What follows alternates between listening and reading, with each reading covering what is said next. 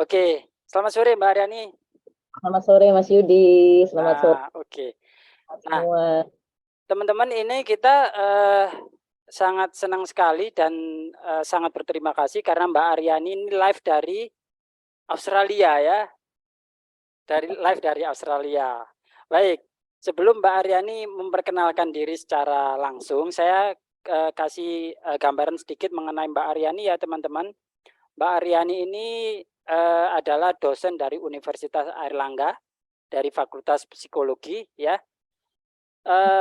S1-nya di Universitas Airlangga, S2-nya di Flinders University Australia, dan juga S3-nya di Australia juga di University of Adelaide. Nah, sekilas dari profilnya teman-teman mungkin kayaknya iri ya. Gimana bisa bagus gitu ya. Nah, oke. Mbak Aryani. Oke, mungkin silakan Mbak Aryani menyapa teman-teman di sini dulu. Oke, selamat sore sekali lagi buat teman-teman ini ya, scholarship hunter ya, Iya. seperti saya dulu. Uh, Semuanya salam kenal. Tadi saya sudah diperkenalkan sama Mas Yudi, saya Aryani, saya staf pengajar di Fakultas Psikologi UNAR. Itu mungkin dulu ya Mas ya, nanti Baik. mungkin bisa Ya, Mbak Aryani, seperti yang saya sampaikan tadi bahwa banyak sekali general question yang memang sebenarnya penting. Nah, saya ingin kembali dulu ke Mbak Aryani lebih mudah. Jadi biar teman-teman di sini, karena di sini yang ikut bervariasi, ada yang sedang kuliah, ada yang kuliah S1 maksudnya, ada yang sedang S2, mungkin ada gambaran mau S3. Jadi ini komplit, karena Mbak Aryani sudah melewati itu semua. Nah, saya akan kembali sedikit ke awal Mbak Aryani menjalani kuliah S1. Nah, Mbak Aryani seberapa aktif di S1 dulu? Oke. Waktu kuliah S1, waduh itu sudah beberapa tahun yang lalu ya. Saya ini 499 Wow, senior sekali ya. di Fakultas UNER. Saya ingat bahwa saya itu dulu waktu S1, saya mungkin memang tipe orang ini ya Mas ya, akademik ya, akademik oriented memang. Saya suka belajar bahkan sejak SMP, SMA gitu ya, karena pola asuh juga ya dari rumah ya, memang difokuskan untuk ke akademik, sehingga ketika kuliah pun saya ingat ya kita anak remaja ya ketika kuliah itu kita kalau bicara tentang ilmu psikologi sedikit ya teman-teman ya, Oke, kita itu nah lagi ini. Oke. banget dewasa awal gitu ya, habis dari remaja ya, peralihan antara remaja ke dewasa awal itu kan kadang-kadang eh, kalau mungkin masih juga flashback ke masa kuliah S1, kita tuh belum jelas kita tuh mau ngapain gitu kan ya, ada yang ragu benar nggak sih ini jurusan yang saya pilih, jangan-jangan saya salah jurusan gitu ya. Nah, kebetulan karena saya dulu mungkin hampir sama dengan banyak teman-teman yang kuliah S1, kadang-kadang juga masih galau, ini benar nggak sih saya? Betul, betul. Cuma untungnya itu tadi, saya tuh suka belajar gitu ya. Sehingga ketika di psikologi, meskipun di awal saya sama sekali buta dengan psikologi, saya itu sebenarnya kepingin masuk ke kedokteran. Tapi kemudian sampai masuk ke kedokteran, kenanya di psikologi, belajar benar-benar dari awal untuk ini psikologi ini apa sih? Jadi kebetulan saya suka belajar dan ya memang jadinya niat gitu. Oke, Psikologi oke. selama 4 tahun itu saya cukup serius, tidak tidak main-main, tidak pernah molos sedikit pun gitu ya. Ya karena tadi karakter memang suka belajar, suka Oh, hal yang akademik gitu. Jadi mengusahakan di situ Mas Yudi. ya. Kalau di luar akademik, apa Nah, saya namanya? Ya, yang organisasi atau apa gitu ekstra. berorganisasi Mas. Jadi saya itu kalau teman saya punya sahabat dekat, saya ini tipe orang yang kuliah pulang kuliah. Oke. Kalau Nah, sekarang diistilahkan kuliah apa mahasiswa kupu-kupu katanya begitu ya, ada beberapa jenis ya. Kuliah istilahnya pulang, itu kuliah pulang. Oke. ya, saya mahasiswa kupu-kupu karena kebetulan kos-kosannya di perumahan dosen kan, jadi di dalam kampus. Ya setelah Oke. ngapain lagi kalau nggak kuliah pulang. Oke. Organisasi ya, eh, tidak terlalu menonjol ya. Jadi itu maksudnya. Oke. Tetapi itu kalau di kampus ya, kalau di luar sama. Benar-benar belajar gitu ya. anak Oke, yang oke. tidak berwarna ketika dunianya tidak berwarna ketika kuliah. Cuma ya dengan teman itu tetap akrab. Tapi ya itu saya kurang banyak berorganisasi dulu. Oke, Mbak. Baik, ini memang kita ngobrol kita agak luas ya. Jadi sedikit aja masuk di pola asuh tadi ya. Pola asuh sedikit. Jadi agak bervariasi ini Bapak topiknya karena ini dengan teman-teman Mbak Aryani psikologi ya, pendidikan. Jadi perkembangan kalau saya lihat profilnya di websitenya Universitas Airlangga itu dari anak-anak sampai dewasa gitu ya. Jadi bidangnya. Nah, sedikit aja mau masuk ke pola asuh gitu ya. Apa Mbak Aryani dibilang bahwa memang suka belajar pola asuh. Apa Mbak Aryani dari keluarga yang akademisi atau guru atau dosen? Tidak sebenarnya. Ayah saya itu ya pekerja kantoran seperti biasa, tidak ada background akademisi. Ibu saya ibu rumah tangga. Hanya memang ibu saya kan biasa ya kalau kita di Indonesia budaya timur itu pola asuh itu banyak ibu yang lebih banyak memegang dalam rumah gitu ya. Sedangkan ayah atau suami itu biasanya urusan yang bukan Uang. domestik. Gitu ya. Nah, ibu saya memang membiasakan ada jam belajar, itu bahkan dari SD gitu ya. Sehingga pola itu ketika saya SMA, saya sebenarnya sudah tidak dengan orang tua. Saya sekolah di Malang, orang tua saya waktu itu karena bapak dinas pindah-pindah begitu ya. Saya kemudian tetap terbiasa dengan pola itu. Saya punya jam belajar khusus, saya suka membaca, ya seperti itu. Hanya memang berorganisasi seperti tadi yang sudah saya sampaikan ke Mas Yudi. Saya sama sekali organisasi dan sebenarnya saya tipe orang yang tidak terlalu aktif Mas Yudi.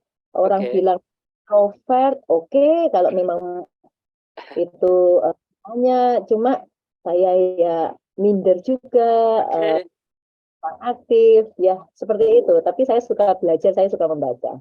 Oke. Saya menemukan satu hal yang kontradiktif ya.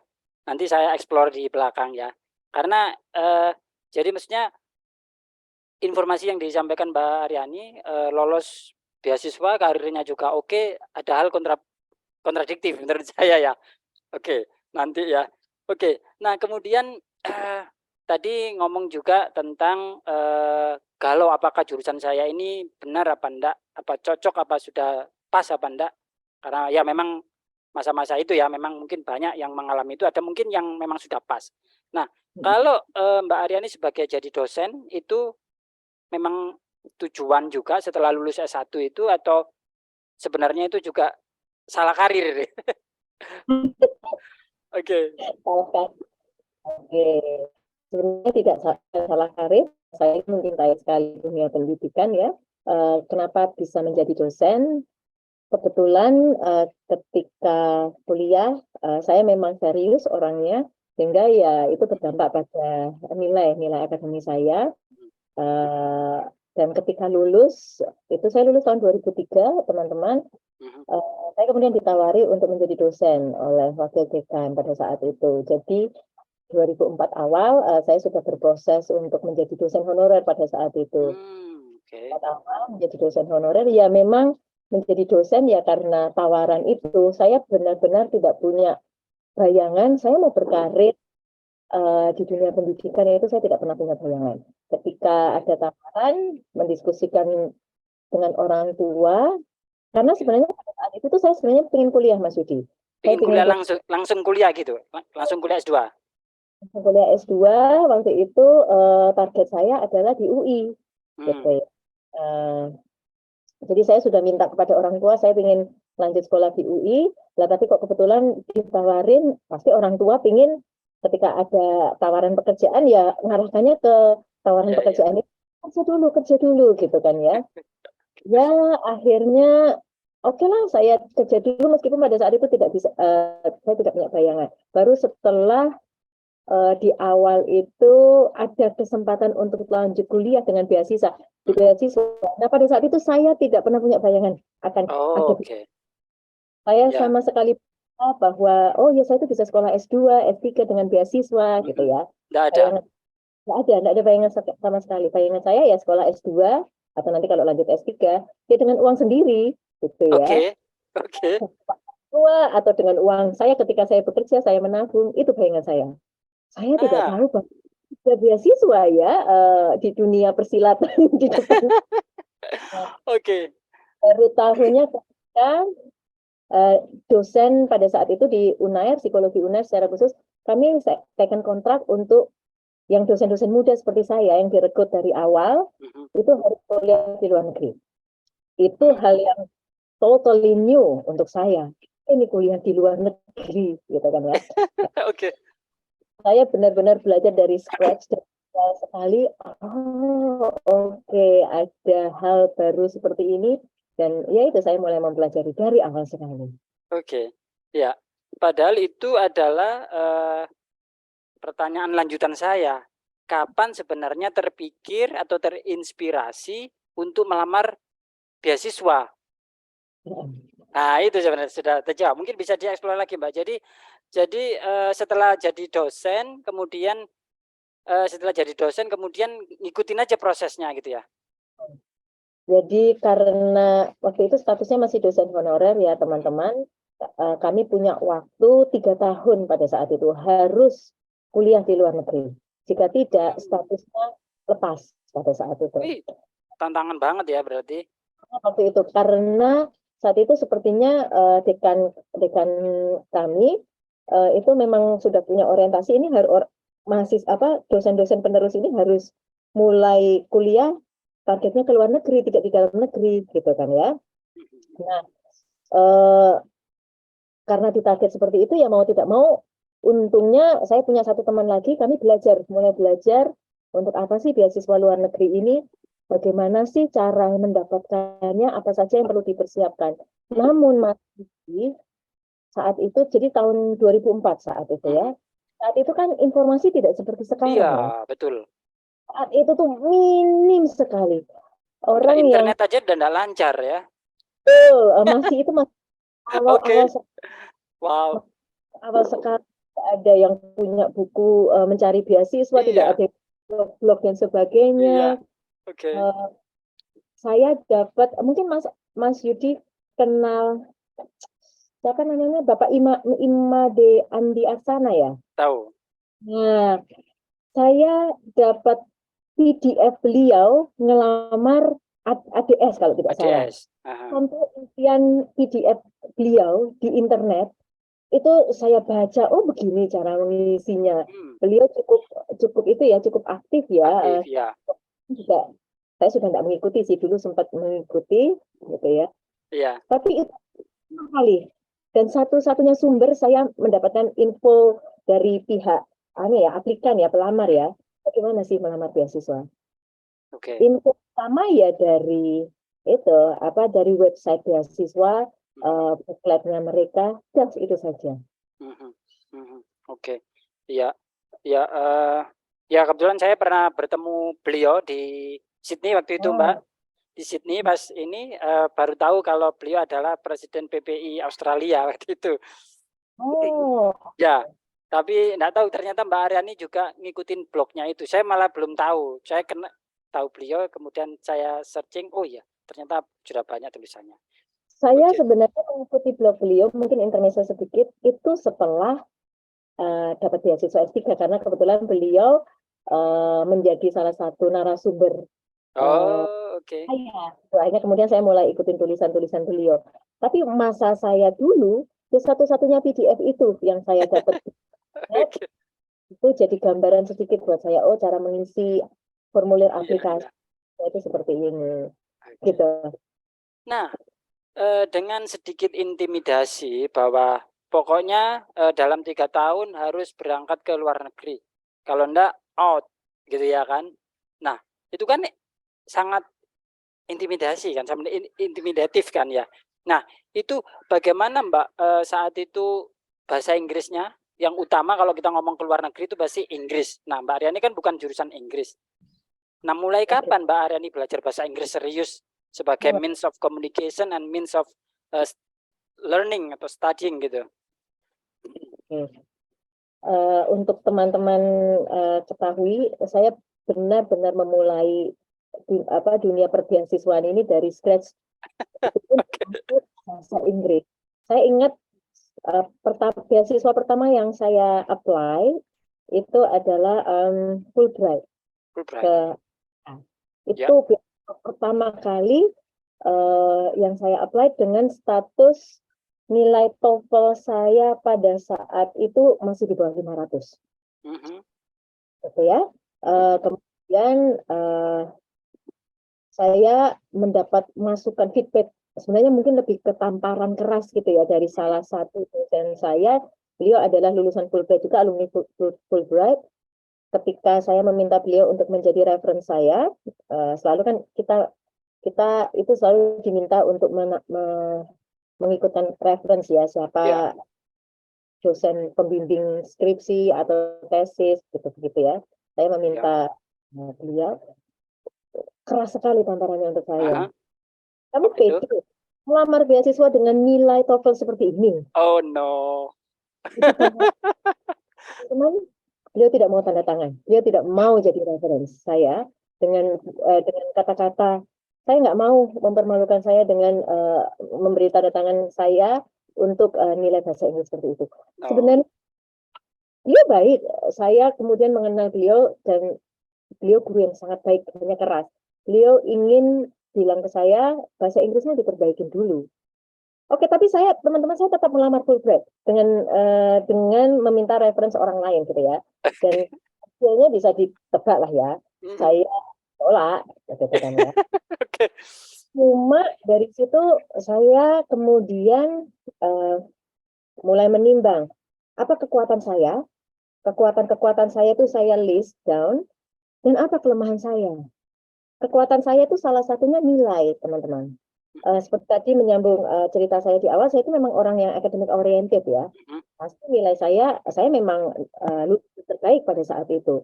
Itu menjadi poin plus saya banget. Oke, saya ini punya sesuatu yang mungkin tidak banyak orang punya, gitu ya. Tapi bahasa Inggris saya kacau balau, gitu ya. Akhirnya saya mulai serius untuk untuk ikut kursus IELTS. Saat itu di ILF, ngambil kursus intensif. Saya terlambat waktu itu di tahun itu 2004. ADS setelahnya saya terlambat karena saya belum punya nilai TOEFL IELTS yang bagus. Jadi saya ADS pada saat itu saya tidak melamar. Adanya APS pada saat itu ketika tsunami Aceh. 2004. Ya. Australia membuka skema beasiswa lain namanya APS dengan benefit yang sama dengan ADS pada saat itu. Wah, saya ngejar itu sekali. Saya benar-benar ngejar tes IELTS untuk bisa masuk ke APS itu. Saya tes IELTS, setelahnya nilai saya meningkat jadi 5,5. Lulus lah ya, karena nilai bahasa Inggris yang waktu itu diminta adalah 5, IELTS 5. Ya. Sedikit lah ya, teman. Ini saya pas gitu ya, saya bisa bahasa tidak terlalu menonjol, tetapi saya punya nilai plus. Saya kemudian belajar juga dari Fulbright. Saya melihat bahwa saya harus bagus juga di aplikasi saya. Kekuatan saya selain nilai adalah kemampuan riset, gitu ya. Karena dari S1 saya tuh suka hal-hal yang berbau research metodologi, kuliah yang berbau research metodologi itu saya suka. Akhirnya saya mencari jurusan yang memang build up skill atau kemampuan saya nanti di riset. Nah, karena saya tahu saya punya potensi di riset, waktu itu saya belum ada bayangan. Ini mungkin agak melompat ya, Mas Didi.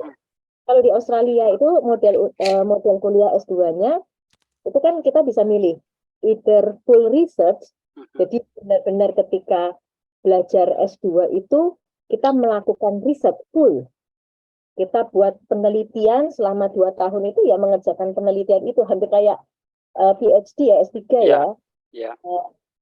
Benar-benar fokus mengerjakan penelitian tanpa kuliah, makanya itu full research. Ada yang full coursework, jadi tidak ada komponen riset sama sekali, kita benar-benar 2 tahun itu atau 1,5 tahun tergantung universitasnya, itu kita benar-benar full kuliah. Ikut topik ini, ambil topik ini, dan sebagainya. Tapi ada yang in between, separuh research dan separuh course, gitu ya. Nah, saya ngambil di tengah itu. Saya tahu saya ini dosen, saya harus punya komponen penelitian di S2 saya. Jadi saya ngambil riset. Nah, ketika saya mempersiapkan aplikasi APS waktu itu, saya buat proposal penelitian yang agak serius. Jadi bahasa Inggris saya sudah saya persiapkan, saya kursus dan sebagainya.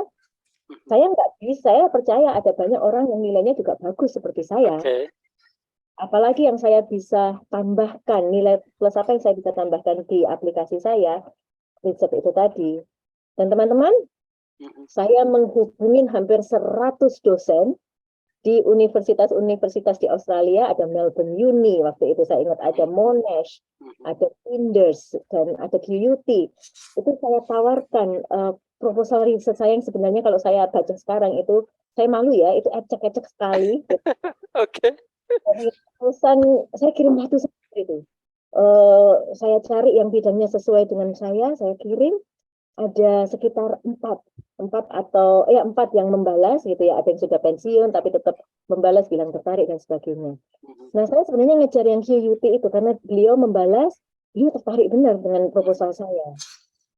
Itu saya follow up sampai kemudian saya tanya, saya mungkin nggak sih dapat LOA, Letter of Acceptance dari QUT waktu itu. Kemudian beliau waktu saya kamu harus, itu ada jalur lain, kamu harus masukkan admission kamu ke QUT untuk kemudian dokumen-dokumennya, papernya disiapkan untuk dapat LOA gitu kan ya. Tapi saya bisa kasih rekomendasi, dia bilang kayak gitu. Oke, bisa nggak kamu juga nulis rekomendasi untuk aplikasi beasiswa saya? Saya bilang kayak gitu. Fine, saya akan nulis rekomendasi untuk aplikasi beasiswamu. Tapi teman-teman, saya meminta rekomendasi itu setelah sekitar 2 bulan ya, korespondensi terus dengan beliau untuk diskusikan proposal penelitian saya. Yang teman-teman tahu, akhirnya saya tidak jadi ke QUT. Jadi riset itu gitu ya. Karena sebenarnya saya kurang pas gitu ya, tapi karena yang nyantol beliau saat dulu memang mungkin kurang etis ya teman-teman ya, tetapi saya newbie sebenarnya di dunia scholarship perbeasiswaan. Dan jadi saya ya pakai cara, pokoknya yang ketangkep itu yang saya follow up gitu ya. Saya tidak jadi ambil tema penelitian tersebut. Beliau saya cuekin setelah saya dapat beasiswa karena ya seperti itu. Sebenarnya tidak bagus itu ya. Yang membantu saya adalah korespondensi saya dengan beliau selama 1 bulan 2 bulan itu, dan surat rekomendasi beliau. Ketika di interview APS pada saat itu saya selektif ya, masuk ke proses selanjutnya untuk di interview. Saya serahkan dokumen itu. Saya bilang bahwa saya sudah berkorespondensi dengan dosen di sana, ini rekomendasi dari beliau, ini aplikasi, ini proposal saya. Jadi di proses interview itu kami banyak membahas tentang proposal penelitian saya dan sebagainya. Itu membantu.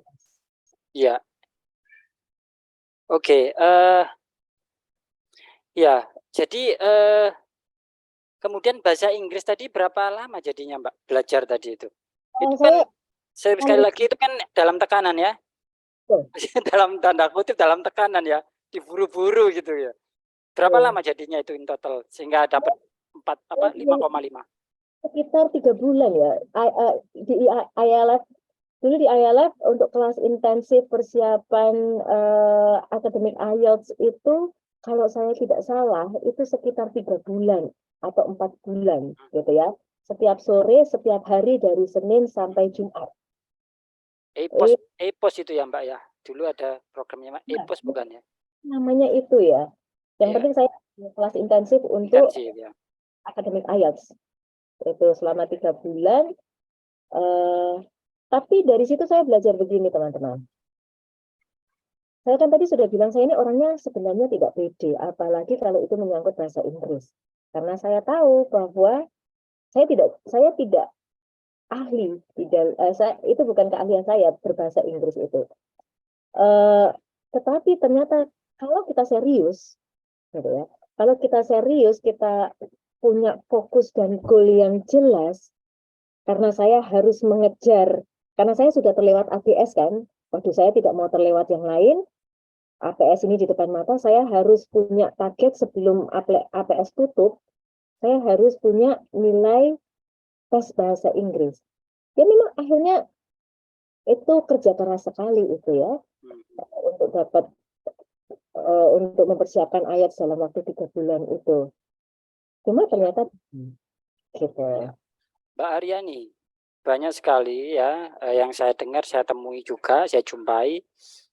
Apalagi kursus bahasa Inggris kan berbiaya gitu ya. Apalagi Mbak tadi di IALF ya, yang pengajarnya bule ya waktu itu ya. Itu kan berbayar. Padahal sekarang ini juga apa namanya? Banyak yang saya temui itu enggan gitu ya. Apalagi mengeluarkan biaya, mending biar mandiri deh gitu ya. Nah, Mbak kan waktu masih dosen awal gitu ya. Dosen awal honorer gitu ya. Let's say ya. Kita tahu lah gitu ya. Nah, itu dari segi biaya Mbak dibiayai kampus atau biaya mandiri? Dan Tidak, bagaimana mengusahakan? dari segi biaya mandiri teman-teman. Masa kampus sudah mau membiayai dosen honorer itu jarang ya, tidak mungkin gitu. Adik-adik kelas saya sekarang yang dosen junior sekarang lebih beruntung karena kemudian ada program-program latihan bahasa Inggris kerjasama antara institusi apa di satu institusi dengan UNER itu sudah banyak gitu ya. Tapi waktu zaman saya dulu dengan gaji honorer yang sangat kecil, sangat minim teman-teman. Saya buka belak-belakan ya, bukan kemudian apa namanya mendiskreditkan UNER, tidak. Sampai sekarang pun saya dibiayai hidup cukup banyak sama UNER. Bersyukur bisa di UNER. Tapi saat itu sebagai honorer memang kecil sekali, sekitar per bulan hanya sekitar 200.000. Ya kecil sekali. Terus kemudian belum lagi uang kos dan sebagainya gitu kan. Kemudian ya ada income dari luar karena kemudian ada tes psikologi ya, hal-hal seperti itu kami mengejar dosen-dosen honorer mengejar dari situnya. Ya mau tidak mau saya menabung teman-teman. Saya menabung karena begini, saya berpikir ini investasi ya. Investasi itu akan kembali satu saat. Nilainya bisa berkali-kali lipat dari apa yang kita investasi di awal, meskipun kita rasanya itu berat sekali. Ya. Tapi ya investasi seperti itu. Saya pakai uang tabungan saya sendiri untuk waktu itu kalau tidak saya salah tahun 2004 ILF itu sudah sekitar 2 juta 2,7 kalau tidak salah. I know. Tahun segitu. Ya. Sehingga ya saya dengan tabungan yang sebelum-sebelumnya. Iya. Oke, itu ya. Jadi teman-teman di sini seperti Mbak Aryani bilang tadi bahwa di sini kita sama-sama belajar bahwa nilai sebuah tujuan itu sangat mahal. Jadi kalau benar-benar kita perjuangkan, insya Allah bisa gitu ya. Dengan segala daya upaya gitu ya. Itu tadi. Jadi di sini kita sama-sama sharing ya. Kita bisa Mbak Aryani menguatkan teman-teman di sini atau mungkin nanti yang lihat video ini tentu bisa lah gitu. Kita usahakan gitu ya. Apapun itu ya. Oke.